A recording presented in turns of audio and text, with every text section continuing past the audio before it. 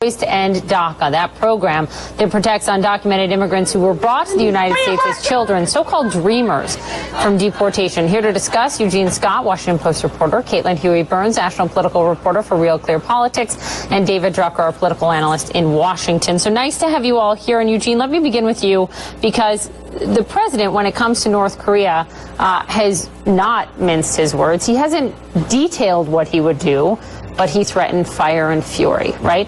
If there were even another threat from North Korea. Now there's been another threat from North Korea saying they will wipe the U.S. off the face of the earth.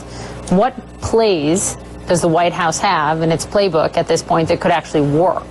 Well, he said actually he's trying to figure that out himself. So we had Defense Secretary Mattis saying that he was going to be talking to the president to explain what the options are. We have to realize that this whole issue is still relatively new to the president. And so the approach that he is taking is not based on having a deep amount of knowledge on these issues. And so the response... Yeah, but his team does. His team does, but the reality is they don't know yet what they want to do because they're still trying to figure out what it is that North Korea is doing. What we do know, though, is that they are not responding to Trump's words saying that he needs to back down, and they don't seem to be as fearful as he would hope they would be. So there's some new reporting, Caitlin, that's interesting from our White House team in D.C. that the president's increasingly frustrated with President Moon Jae-in of South Korea. He called it appeasement policy in his tweet yesterday about South Korea. He called Shinzo Abe. They spoke twice in the last 24 hours. He took him 30 hours to call Moon. He's threatening, according to the Washington Post, to pull out of the trade agreement the U.S. has with South Korea, which would infuriate South Korea. That would really please the president's base. It certainly would. Right.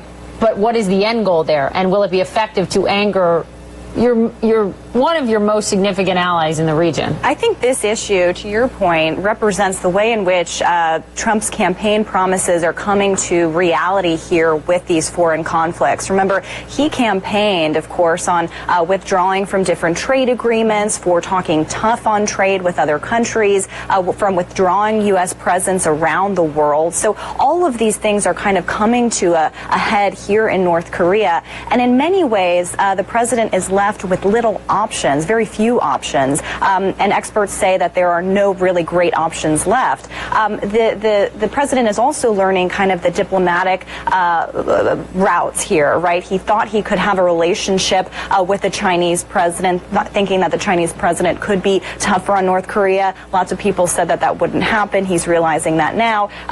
Trade, of course, was an issue in his relationship with the Japanese president. Now these kinds of relationships have changed and morphed.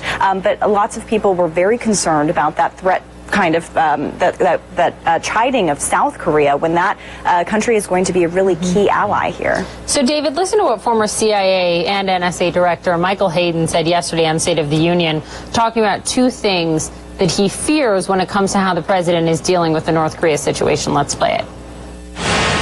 I fear two things. Number one, the stray electron, all right, the tweet that just goes out at 5 a.m. and it unintentionally creates effects that make this go to a place we don't want it to go. The other one is this, all right? We just got into a duel with the North Korean chairman, with Kim Jong-un. If we had a choice of weapons, I think it was a bad choice to get into a hyperbole contest with that kind of guy. Mr. President, this is not a manhood issue. This is a national security issue. Don't let your pride get ahead of wise policy here. I mean, this is a guy who worked in very key positions in national security under President Bush and President Obama. What do you make of that? Well, you know, this administration has been very interesting. I don't think you can fault the administration at all for trying to change the game when it comes to North Korea, because three successive administrations that have come before this one tried all sorts of carrots and sticks. All sorts of diplomatic efforts, none of which has worked, and it's one of the reasons why we're now in the position that we're in, having to deal with this. Right, but what Hayden is saying is pride. He's worried about pride getting in the way here. Legitimate concern? Well, of course it's a legitimate concern, because with President Trump, there's always an issue of who's the alpha male, and that seems to be a very important thing to him. What I would say, though, with the administration is it seems to be, in a sense, like a two-headed operation here. On the one hand, you have General Mattis and General McMaster, the National Security Advisor, sort of running a very conventional, careful, strategically cohesive pushback, trying to keep our alliances solid in the region, trying to make sure North Korea knows that there are consequences to its actions, and that's a very necessary part of trying to deal with this. On the other hand, you have the president who is empowering his defense secretary and his national security advisor to do this, and I think that's important, but on the other hand, obviously likes to speak freely and does so over Twitter, and I think has done so in a manner which has undermined the very good work that his administration has tried to do to deal with a very difficult problem. There's nothing wrong with ratcheting up the pressure and getting more aggressive because years of diplomacy have failed. What's important, though, when you do that is to set the bar in a way that you can deliver. And when you talk about fire and fury and don't necessarily deliver or think about how North Korea is going to react, when you talk about ending all trading relationships without the intention or the ability to actually do that, the message that sends is there's a lot of bluster and not a lot of delivery, not unlike the way, in a sense, President Obama dealt with the Syria issue, which of course became a very big problem. Setting red lines. On DACA, we've learned, our reporting from multiple sources, guys, is that the president on Tuesday, it's believed, is going to put an end to DACA. He's going to give it a 6-month delay, a 6-month window, and say, Congress, you figure it out. It's not an immediate deportation we're expecting of these about 800,000 young people who were brought into this country by their parents illegally. But you've got, Eugene, Paul Ryan saying don't do that. You've got Orrin Hatch. These are all Republicans saying don't do that. You've got Florida Congresswoman who is a Republican, Elena Ross-Layton, saying in very stark terms, after teasing Dreamers for months with talk of his great heart, POTUS slams the door on them, some heart. These are all Republicans.